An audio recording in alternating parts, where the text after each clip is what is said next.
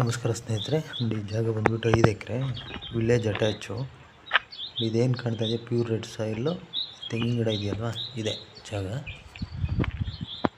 Shed, ಊರು attach.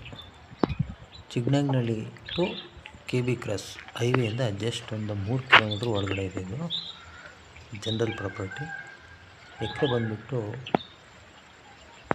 45 lakh ಹೇಳ್ತಾಯಿದ್ದಾರೆ. ಕೂತ್ಕೊಂಡ್ರೆ negotiable ಆಗುತ್ತೆ.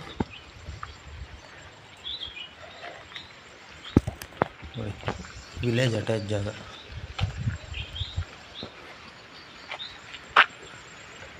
ಐದು ಎಕರೆ ಪ್ಯೂರ್ ರೆಡ್ ಸಾಯಿಲು,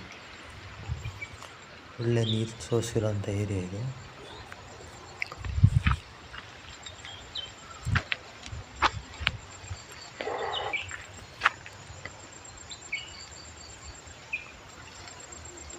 ನೋಡಿ, ಇದೇನು ರೆಡ್ ಕಾಣ್ತಾ ಇದೆಯೋ ಶೆಡ್ಡು.